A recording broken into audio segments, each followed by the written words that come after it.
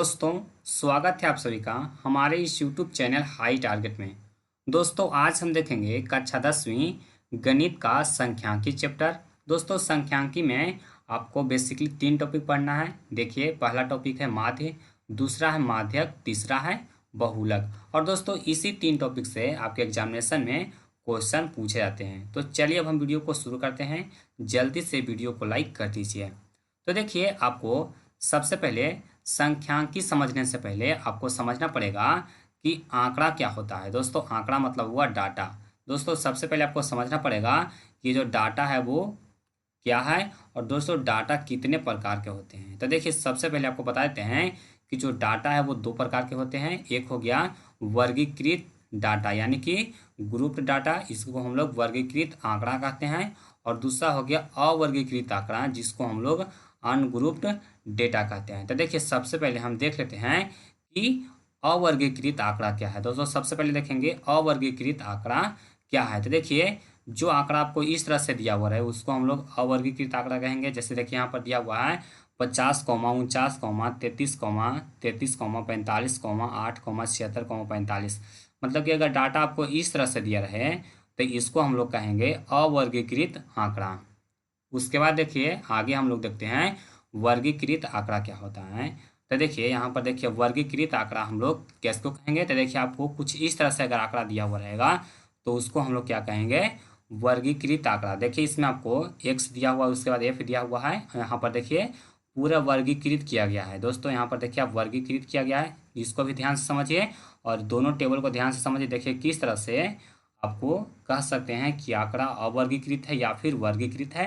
तो दोस्तों, इसको आपको सबसे पहले पहचानना पड़ेगा कि कौन सा डाटा वर्गीकृत है और कौन सा डाटा अवर्गीकृत है। दोस्तों, आप समझ गए होंगे कि वर्गीकृत डाटा किसको कहते हैं और अवर्गीकृत डाटा किसको कहते हैं। तो चलिए हम देखते हैं माध्य को, कि माध्य कितने प्रकार से बनाए जाते हैं। उसके बाद देखेंगे माध्यक और उसके बाद देखेंगे बहुलक।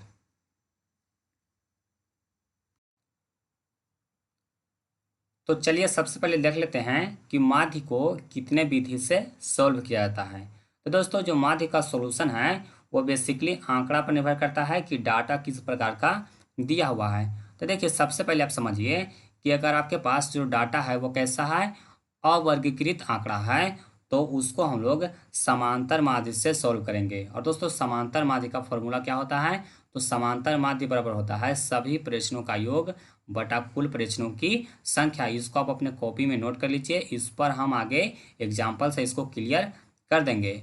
अब देखिए, आइए दूसरा कंडीशन में। तो देखिए, दूसरा कंडीशन में अगर आपके पास जो डाटा है वो कैसा है, वर्गीकृत है, तो इसको हम लोग 3 विधि से सॉल्व करते हैं। देखिए, पहला विधि हो गया प्रत्यक्ष विधि, दूसरा हो गया लुप्त विधि और तीसरा हो गया पग विचलन विधि। और दोस्तों, आपको एक बात और बता देते हैं कि देखिए, स्टूडेंट का कन्फ्यूजन क्या रहता है कि अगर हम लोग प्रत्यक्ष विधि से सॉल्व किए या फिर लुप्त विधि से सॉल्व किए या फिर पग विचलन विधि से कोई वर्गीकृत आंकड़ा का माध्य निकाले, तो तीनों कंडीशन में आंसर है वो अलग अलग आएगा। लेकिन वैसा कोई बात नहीं है। हम लोग एक क्वेश्चन को तीनों विधि से अगर सॉल्व करेंगे तो तीनों कंडीशन में इसका आंसर है वो कैसा आएगा, तो सेम आएगा। उसको हम लोग एग्जाम्पल से आगे देख लेंगे। आपको एक क्वेश्चन को तीनों विधि से सॉल्व करके दिखाएंगे और आपको बताएंगे कि तीनों कंडीशन में जो आंसर है वो सेम आया। उसके बाद सबसे पहले देख लेते हैं कि समांतर माध्य का एग्जाम्पल से समझते हैं। तो देखिए, समांतर माध्य का एक एग्जाम्पल लेते हैं और इसको समझते हैं कि इसको कैसे सॉल्व किया जाता है। तो देखिए, सबसे आसान विधि यही है।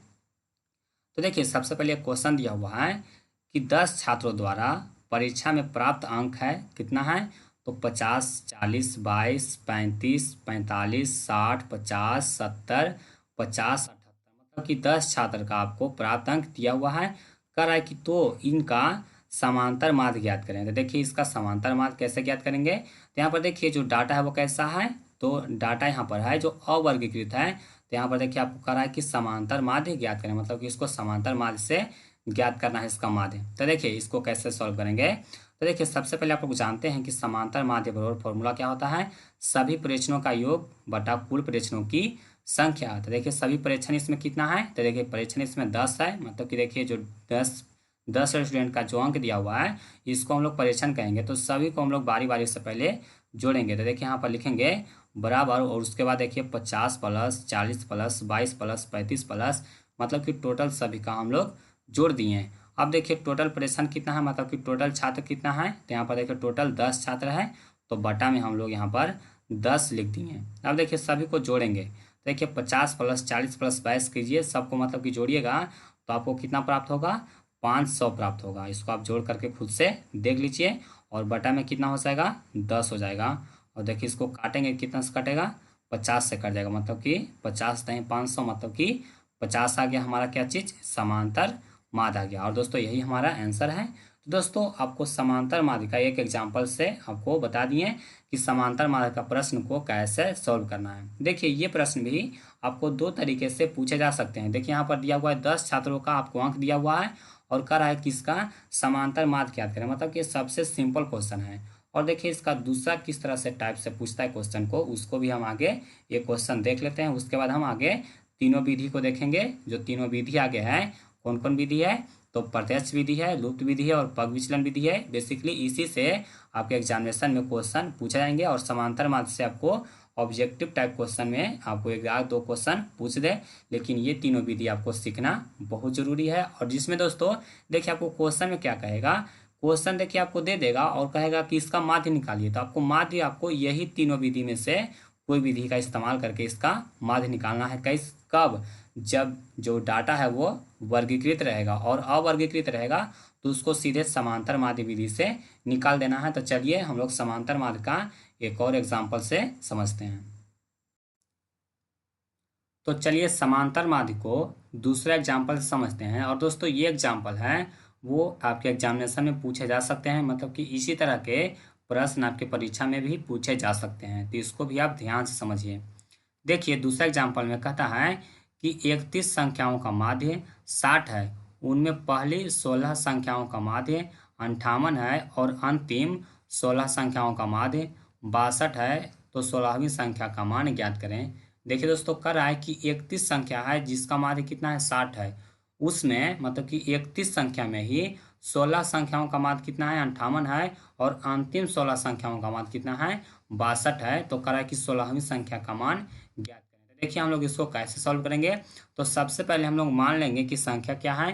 तो देखिए यहाँ पर लिखेंगे कि माना कि संख्याएं x1, x2, x3 dot dot dot ऐसे करके x 31 तक, मतलब कि 31 संख्या को हम लोग मान लिए कि x से डिनोट कर दिए कि x1 है, x2 है, मतलब कि x 31 तक का संख्या है।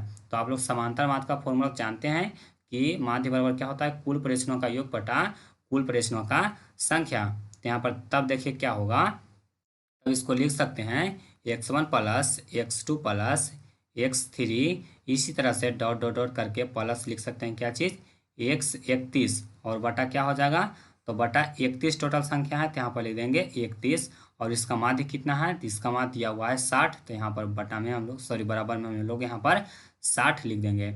अब देखिए क्या होगा, या फिर देखिए इसको हम लोग क्या लिख सकते हैं, इसको हम लोग इसको क्रॉस मल्टीप्लिकेशन करेंगे, तो यहाँ पर देखिए क्या होगा, तो x1 plus x2 plus x3, और यहाँ पर देखिए डॉट डॉट डॉट हो जाएगा प्लस कितना x 31, और बराबर कितना हो जाएगा 60 गुना 31। देखिए इसको क्रॉस मल्टीप्लिकेशन कर दिए कितना आ गया, 60 गुना 31, और बराबर 60 गुना 31 जल्दी से मल्टीप्लाई कीजिए कितना आता है, तो इतना कितना आएगा, तो 1861 आएगा। इसको आप ध्यान में रखिए। उसके बाद देखिए पुनः क्या करना है, यहाँ पर लिखेंगे पुनः।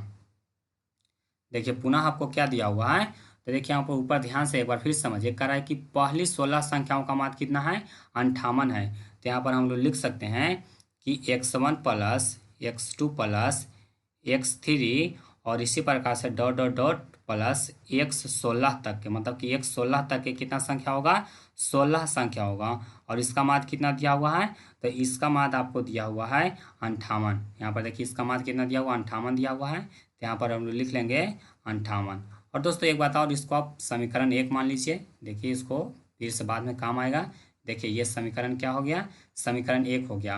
और देखिए पुनः इसी प्रकार से इसको भी क्रॉस मल्टीप्लिकेशन कीजिएगा, तो यहाँ पर देखिए क्रॉस मल्टीप्लिकेशन करने पर क्या होगा, x1 plus x2 plus x3, और यहाँ पर डॉट डॉट डॉट कितना होगा, प्लस x 16 बराबर कितना हो जाएगा, 58 गुना 16, 58 गुना 16 हो जाएगा, और बराबर में इसको गुना करेंगे तो कितना आएगा, 58 गुना 16 जल्दी से कीजिए, तो कितना आएगा, 928 आएगा। और दोस्तों इसको हम लोग समीकरण 2 मान लिए। अब देखिए आगे पुनः आपको दिया हुआ है कि देखिए यहाँ पर था कि पहली 16 संख्याओं का मान 58 है और अंतिम 16 संख्या का मान कितना है, 62 है। तो पुनः उसी प्रकार से करेंगे। यहाँ पर देखिए फिर से लिखेंगे पुनः, देखिए पुनः क्या लिखेंगे, उसके बाद देखिए अंतिम 16 संख्या, तो अंतिम 16 संख्या में क्या आएगा, तो x16 आएगा प्लस x17 आएगा प्लस x18 आएगा, इसी तरह से आते जाएगा और कहाँ तक आएगा, तो x31 तक। और टोटल कितना संख्या यहाँ तक हो गया, तो टोटल 31 संख्या है, सॉरी टोटल कितना संख्या है, 16 संख्या है। तो यहाँ पर इसका मान कितना दिया हुआ है, तो इसका मान आपको दिया हुआ है, देखिए यहाँ पर 62 दिया हुआ है। तो देखिए यहाँ पर लिख लेंगे बराबर में 62।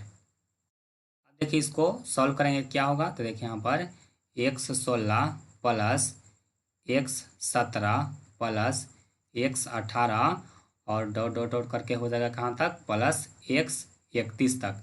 अब देखिए x31 तक का क्रॉस मल्टीप्लिकेशन करेंगे कितना आएगा, तो देखिए यहाँ पर हो जाएगा 62 और गुना 16, 62 गुना 16। और देखिए 62 गुना 16 जल्दी से कीजिए तो कितना आता है, तो 62 गुना 16 करेंगे तो यहाँ पर आ जाएगा कितना, 992 आएगा। इसको आप खुद से करके देख लीजिए कितना आता है, 992 आ गया। अब दोस्तों इसको समीकरण 3 मान लीजिए, इसको समीकरण 3 मान लीजिए। अब देखिए आप ध्यान से समझिए, ऊपर से थोड़ा सा देख लीजिए एक बार। देखिए 1 से आपको 31 संख्याओं तक का योग, यहाँ पर देखिए माध्य छोड़ दीजिए, अब माध्य को भूल जाइए। यहाँ पर देखिए हमारे पास जो समीकरण 1 में आया वो x1 plus x2 plus x3 ऐसे डॉट डॉट करके x31 तक का योग कितना आया, 1861 आया। फिर देखिए दूसरा समीकरण में आइएगा तो देखिए x1 plus x2 plus x3 इस तरह से 16 तक का कितना आया, 928 आया। फिर आइए तीसरा समीकरण में, तो देखिए x16 plus x17 plus x18 कर करके x31 तक का जो योग आया वो कितना आया, तो 16 गुने 62 कितना आया, 992 आया। तो पूछ रहा है कि देखिए यहाँ पर कि x16 का मान होगा, मतलब कि जो 16वीं संख्या है उसका मान कितना होगा, ये आपको निकालना है। तो हम लोग क्या करेंगे, तो जो दूसरा समीकरण और तीसरा समीकरण उसको जोड़ देंगे। देखिए दूसरा समीकरण में क्या है, तो दूसरा समीकरण में x1 से लेकर के x16 तक है, तो x16 तक है उसको जोड़ेंगे। और देखिए दूसरा समीकरण में है तीसरा समीकरण में x16 x17 x18 कर करके x31 तक का है। तो देखिए यहाँ पर दोनों को जोड़ेंगे तो ध्यान दीजिए कि क्या होगा, तो देखिए x1 plus x2 plus x3 इसी प्रकार से डॉट डॉट डॉट करके हम लोग जाएंगे कहाँ तक, x31 तक। लेकिन यहाँ पर एक ध्यान दीजिए कि देखिए इसमें भी x16 है और x16 किस में है, इसमें भी है, मतलब कि इसमें 2 गो x16 है। यहाँ पर एक गो x16 को बाहर निकाल देंगे तो प्लस में x16 आपको यहाँ पर ऐड करना पड़ेगा, क्योंकि देखिए यहाँ पर तो एक बार ले लिए हैं लेकिन एक बार और हमको लेना पड़ेगा। तो यहाँ पर देखिए x16 बराबर कितना हो जाएगा, तो बराबर में 928 प्लस 992 हो जाएगा। तो यहाँ पर देखिए कर देते हैं 928 प्लस 992। अब देखिए दोनों को जोड़िए तो कितना प्राप्त होता है, तो 928 प्लस 992 कीजिएगा तो कितना आएगा, 1920 आ जाएगा। देखिए 1920 आ गया। अब थोड़ा सा ध्यान दीजिए कि देखिए इसमें x1 plus x2 plus x3 इस तरह से x31 तक का और प्लस x16 तक का जो योग आया वो कितना आया, 1920 आया। तो देखिए हम लोग को तो पता है कि x31 तक का जो योग है वो कितना है, तो देखिए यहाँ पर सबसे पहला समीकरण में देखिए तो x31 तक का जो योग है वो कितना है, तो 1861 है। तो देखिए 1861 है, तो यहाँ तक के योग को हम लोग 1861 लिख सकते हैं। तो बराबर में लिख सकते देंगे क्या चीज़, 1861 और प्लस देखिए यहाँ पर x16, यहाँ पर हो जाएगा क्या चीज़, x16 बराबर में क्या हो जाएगा, 1920। यहाँ पर लिख दिए 1920। अब देखिए 1861 है, इस तरफ प्लस में है तो उसको उस तरफ भेज देंगे तो माइनस में चल जाएगा। तो देखिए x16 बराबर हो गया क्या चीज़, 1920 माइनस 1800 कितना हो गया, 1861। अब देखिए x16 बराबर क्या होगा, तो 1920 माइनस 1861 घटाइए तो कितना आएगा, तो इसको घटाएंगे तो प्राप्त हो जाएगा 60। और दोस्तों x16 का मान कितना आया, 60 आया, और यही आपको फाइंड करना था। तो यही हमारा आंसर है। तो दोस्तों उम्मीद करता हूँ कि ये वीडियो आपको पसंद आया होगा, और अगर वीडियो पसंद आया तो वीडियो को लाइक कीजिए, इसको अपने दोस्तों में शेयर कीजिए, और अगर चैनल पर नए हैं तो चैनल को भी सब्सक्राइब कर लीजिए। तो आज के लिए बस इतना ही, मिलते हैं आपको अगले वीडियो में। और दोस्तों अगले वीडियो में हम माध्य का तीनों विधि को सॉल्व करके आपको बताएंगे।